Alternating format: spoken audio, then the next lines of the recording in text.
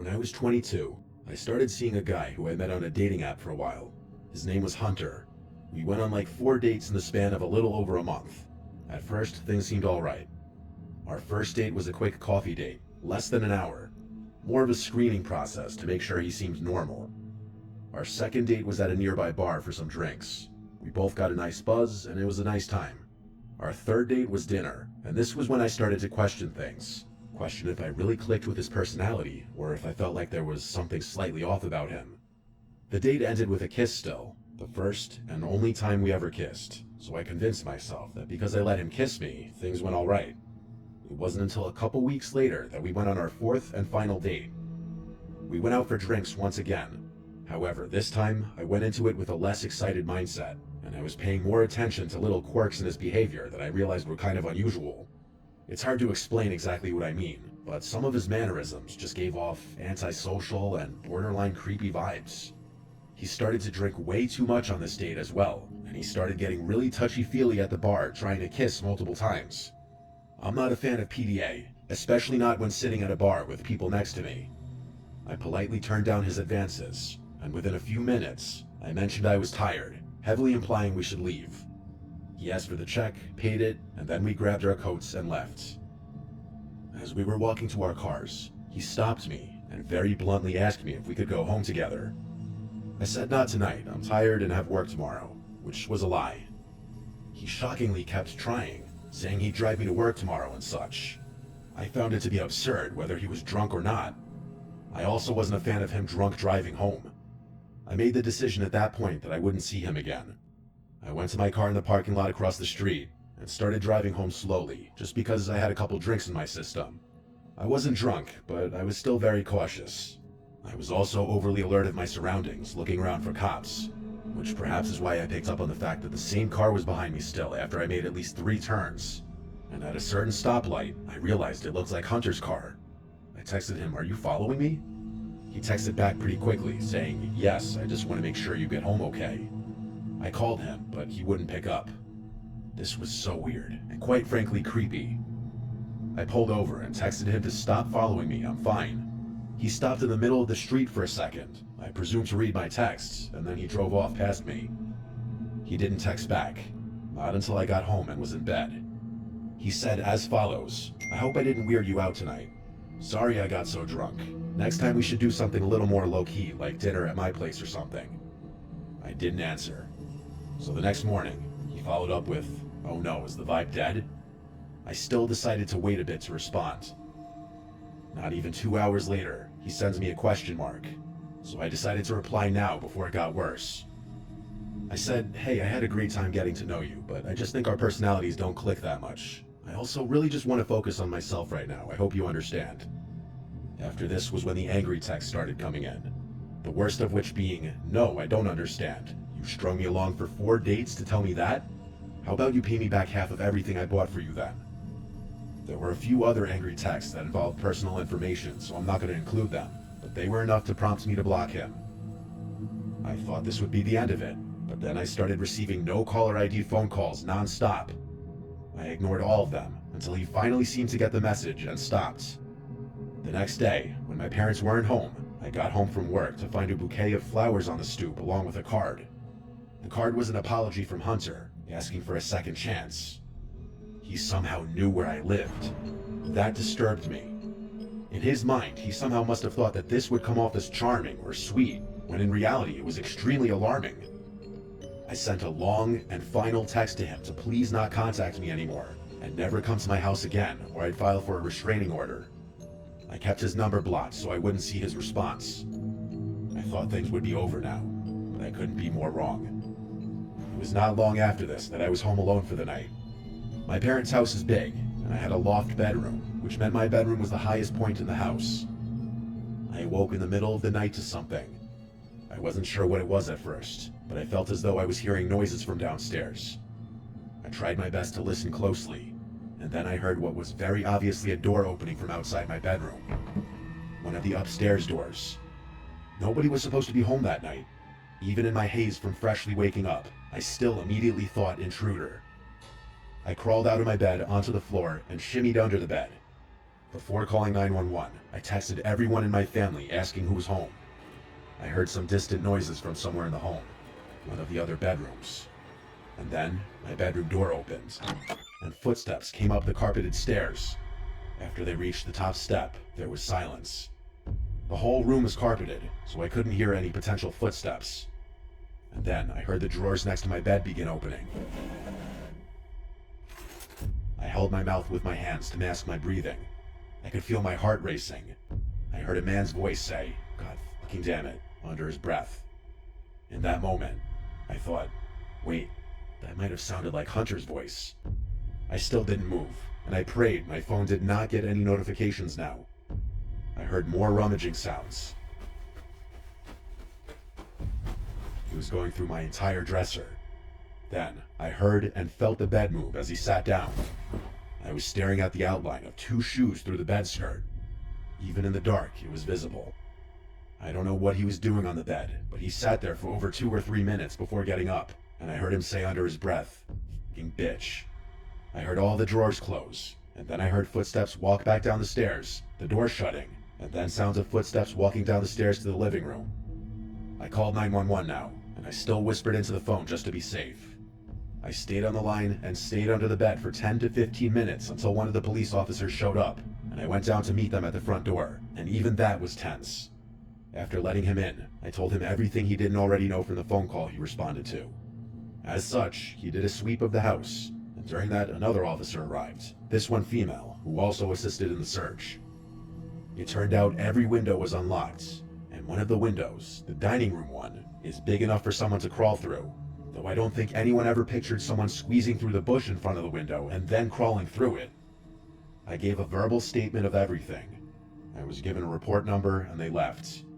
When my parents returned home the next day, they already knew everything from my texts and phone call with them. We went to the police station with my report number and gave as much information as possible, such as text screenshots, including him admitting he was following me home. They said they'd investigate, though without solid proof it was him inside the house, it was tricky. I think the case lost steam when I really didn't have any proof of anything. I did, however, successfully get a restraining order against him, and I was advised to never accuse him of having broken in, nor ever contact him again. He thankfully didn't, but from that point till the moment I moved out of my parents' house, I was always uncomfortable he would be creeping around outside. Even today, I sometimes fear he might find out where I currently live.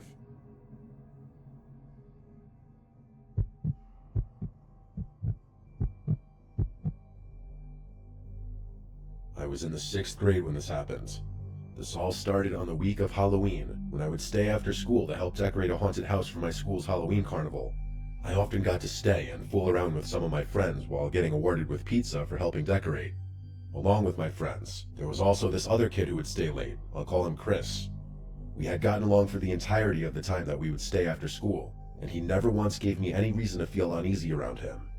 He was genuinely a funny and cool kid. But anyway, fast forward 2 weeks. I was suddenly approached by a group of girls in my grade who were all excited and had wide grins on their faces.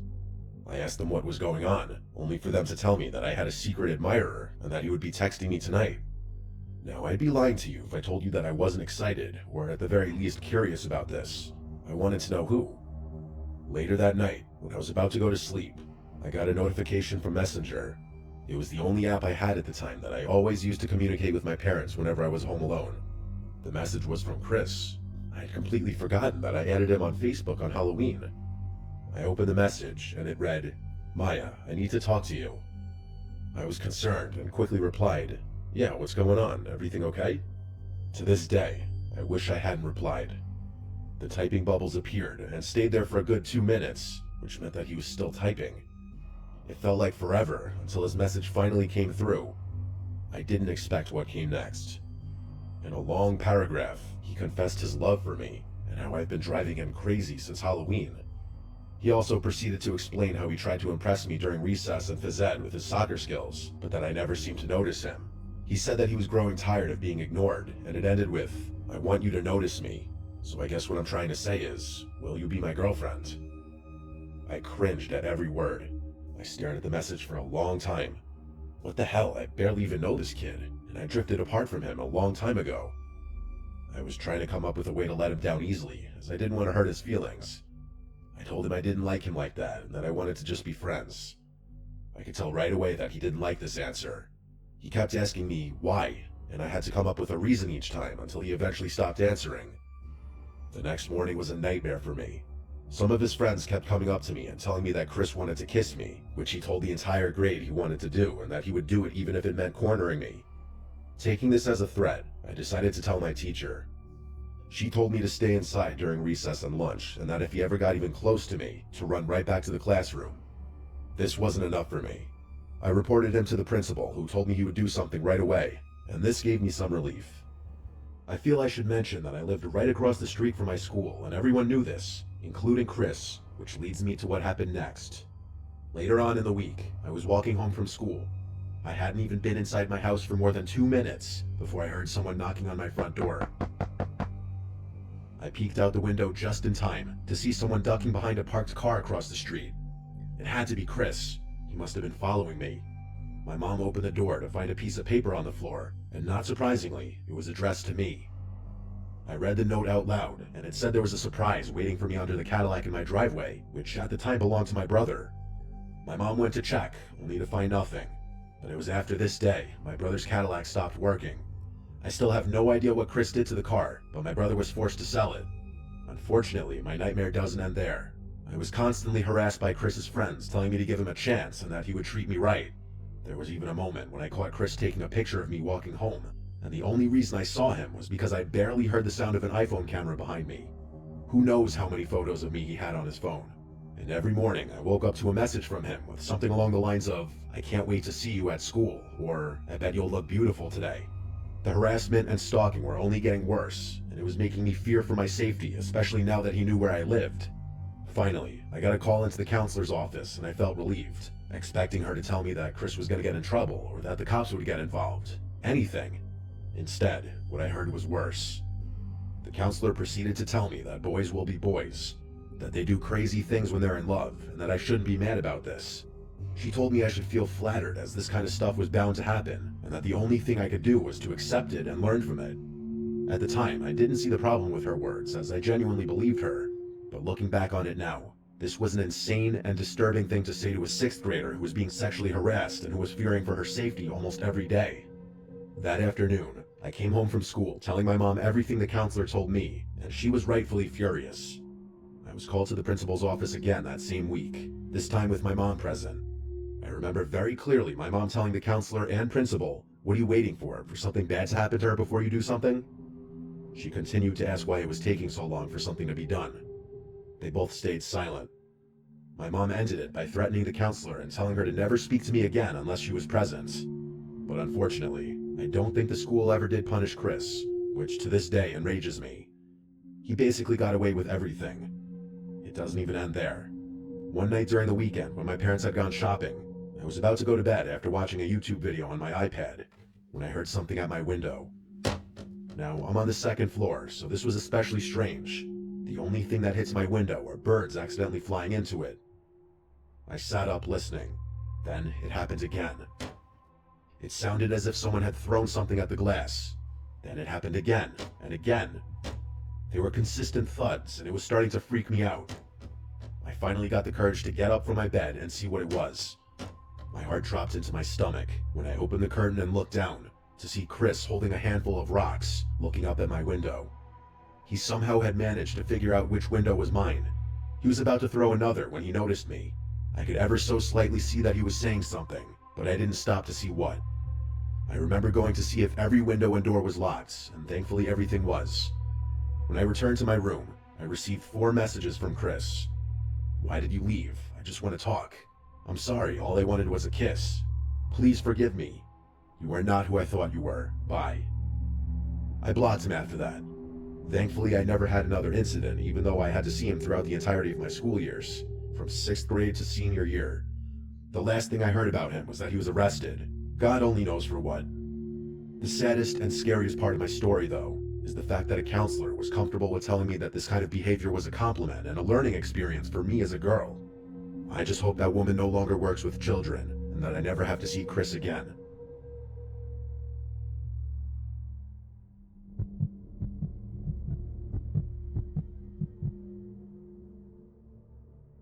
want to stay as anonymous as possible with this. This was a very serious occurrence that I have PTSD about, and unfortunately, it scarred me. I'm changing all towns and names in the story, so there's no way it gets traced back to me. I've been a very reclusive person most of my life. It started at a young age. Even in my early school years, my teachers would tell my parents I had antisocial behavioral problems. I would even be included in some of the, I guess you would say, special 20-minute classes for speech and behavior in elementary school. At the time, I didn't comprehend why I was being brought there while the rest of my class wasn't. Middle school was when the pressures of the social hell that school is really started to set in. Kids started forming their friend groups, and that only carried over into high school and got worse. I never had learning disabilities or anything. I just had social issues, which had gotten better as I've grown older, but I would still consider myself an awkward, introverted person. However, I've made my close friends, and I'm grateful for that. But now let's talk about girls. Of course, being a social recluse comes with having trouble with the ladies. Honestly, not to get too graphic, but it means something to my story. I lost my virginity at 21. That's a bit late, I'd say. This was at the age of 23. I moved out of my parents' place already. I had been working a high-paying job in my field for a couple of years at that point already, and I bought a townhouse in my hometown. It was pretty affordable, but a nice and big townhouse. I don't live there anymore, but it was 2 floors. It was the kind of place that would impress girls at 23 if you owned it. So one day swiping on Tinder, I matched a pretty decent looking girl. I'll call her Emily. We went on a date at a nearby restaurant for dinner. I was a little in my head, thinking she was judging me or I was acting awkward, and by the end of it, I felt like she'd never want to see me again. But when I was in bed after getting home, she told me she really liked me and had fun, and I was ecstatic, honestly. So we went on a second, third, and fourth date, and honestly, things felt great after I got out of my head. We became boyfriend-girlfriend fairly quickly, but the honeymoon phase didn't last forever. When you first start seeing someone, you get excited anytime they text or call you. You crave the attention because ideally it's a two-way thing. But slowly, I started feeling as though she was texting me maybe a bit too much. At all times of the day, she'd ask where I was, if I was doing something, or perhaps took my time in responding. She'd call me or send question marks to follow up. One day when we were on the couch, she demanded we share our locations with each other. I wasn't thrilled about this, even though I had nothing to hide. I did it anyway. So we're a couple months into the relationship, our location shared, and this is where things went really sour. She'd start asking me why I was at Phil's house and not answering her texts. It got so bad that one night when I was with Phil and my friend Mark in Phil's basement on a Friday night, she actually showed up to his house, and Phil's mom walked Emily downstairs. She didn't even hide the fact that she was pissed at me, and immediately spoke in a loud voice, almost a yell, reprimanding me for goofing around at Phil's house instead of answering her texts about going to some winery the following day. I asked her if we could discuss this later, but she insisted I leave with her. I apologized to my friends and went outside with her. We had an argument in the street. She wanted to come home with me, but I told her no. We both drove separately, obviously, so I drove home and told her not to follow me. When I got home, I sent her a long text telling her we need a break and I need space. Should I have done this in person? Yeah, probably. Text message breakups aren't fair most of the time. But honestly, in the moment, I was scared of what her reaction would be in person. Of course, she started calling me over and over, blowing up my phone with texts. When I eventually stopped answering, I got aggressive pounds at my front door of my townhouse and constant rings from the doorbell. It got so bad that my neighbor actually came out and asked her what she was doing. I heard Emily screaming at him that I'm a piece of shit and this and that, and my neighbor calmly told her to go home. I listened to everything with my ear basically up to the door. She did leave, and honestly I was kind of disturbed. I'm not saying the crazy just came out of nowhere, there were definitely signs, but I was blind to some of it because of the honeymoon effects. The next day, I remembered to stop sharing my location with her, and immediately, as if she were obsessively checking our texts, she angrily blows me up for doing that. I was more and more sure of my decision to cut ties with her every text she sent. My final text to her was, "I'm sorry, Emily, I have to block you for a while, you're scaring me." She surprisingly didn't come knocking or anything. However, I noticed she instantly stopped sharing her location as well. It was exactly 1 week later. I went over to Phil's house again and chilled with the guys. I left around 11 p.m. and got home shortly after. I wasn't tired and I was hungry, so I threw some food in the microwave and plopped on the couch to watch a movie. I was browsing all the streaming apps for something good. I wanted a scary movie. When the microwave beeped and it went silent, I suddenly heard a click or thud from the dining room. So the layout of the downstairs of the townhouse, it looped around in a circle. It went from the kitchen to dining room to living room to den, and they were all separated by a wall in the middle. However, the den to the dining room had a door, not an opening. I attached this photo to give a better idea. To allow for complete silence, I grabbed the TV remote and muted the TV, and it was then that I surely heard the door separating the den and the dining room clicking open. I peered into the dining room. I blurted out, "Who's in here?" to of course nothing in response. I entered the dining room, my blood running cold as I saw that door was opened. I have a thing for keeping doors in my home shut, and that door was no exception. I went to the kitchen and grabbed the biggest knife from the knife block. I also called 911 right away. I had never called 911 once in my life. This was a first. On the phone, I spoke really loud so that whoever was in there would hear that I was on the phone with the police. Whether this was a good idea or not, I guess is debatable. I said, "I think my crazy ex-girlfriend has broken into my house. Please send someone." The rest of that call was explaining what exactly was going on, why I thought it was my ex, and her instructing me to wait outside if possible. So I went outside and waited not far from the front door. Surprisingly quickly, a police car rolled up. I once again briefly explained what I thought was going on, and I led the officer into my home. We both performed the most thorough search of the place together, and I'm telling you, no one was in there. We checked the mini crawl space hidden in the closet. We checked every closet for that matter. We checked under the beds, under the couches, even the mini attic too. When the coast was quite literally clear, he told me to call again if I heard anything, which said to me that he believed me and knew I wasn't making it up or going crazy. My night was obviously disturbed after that. No way I was going to be able to sit in the living room and watch a movie now. I ate my food, which had been sitting in the microwave, and went up to my room and locked the door. I texted all my friends and family, of course, about how spooked I was, but given that no one was in there, I had to dismiss it as just one of those creepy moments of something in the house moving by itself. I almost texted Emily, but refrained from doing so. I took a melatonin, and from what I remember, I quickly drifted off to sleep surprisingly. However, I'm a light sleeper, and something caused me to wake up. I didn't know what it was, but something in the room felt off. I checked my phone, and I had a bunch of texts from a random number. That must have been what woke me up. I quickly realized it was Emily. In short, without reading the paragraph she sent me, she was stating how sorry she was and that she wanted to talk. She was begging me to see her to talk tomorrow in person, and the rest of the texts were her saying, "Are you awake?" and "Wake up" over and over. She said "wake up" a total of 8 times over text. Surprisingly, she hadn't tried calling me though. I responded, "Why are you awake right now? This is crazy that you're blowing me up at an hour like this. Honestly, if I wasn't sure before, your actions just these past few days alone have confirmed that I don't want anything to do with you anymore. Please just leave me alone." Seconds after I pressed send, I heard a scream from inside of the closet next to my bed. It was Emily's voice, yelling the word "no," and then the closet door burst open. I didn't have time to think of anything besides jumping out of the bed and getting that bedroom door open and getting out of the room. It wasn't locked anymore, mind you. Once out of the room, I pushed the door shut and held it shut as she tried opening the door. She didn't just try opening it though. She started stabbing the door, and I saw the knife she was wielding piercing through my side. In the moment, I decided to scream, "Baby, I love you, stop," instead of something like, "You're sick and you need help." When I said I loved her, she stopped and calmed down, and I took this moment to call 911 again silently while still holding the door shut.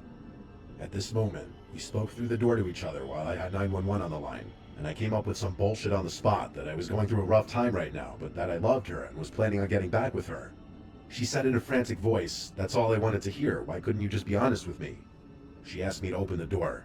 I had to stall though. I told her I was scared and wanted her to drop the knife. Eventually, she agreed, and I told her to throw it across the room so I could hear it land. She did so. I heard the clang of the knife ricocheting off the wall and onto the floor. So what I did next, I yanked the door open and tackled Emily to the floor. She screamed and fought and went hysterical. I didn't care. I held her down as I yelled my address and everything into the phone, which was still connected to 911. I held her down all the way until the police arrived. To my surprise, the police literally kicked the front door down, and it was so loud it could be heard over Emily struggling all the way upstairs. Police entered the room quickly, a surprising amount of police actually. Emily was put in cuffs quickly, and she was hysterically crying. I think the only reason I wasn't crying was because I was in such shock.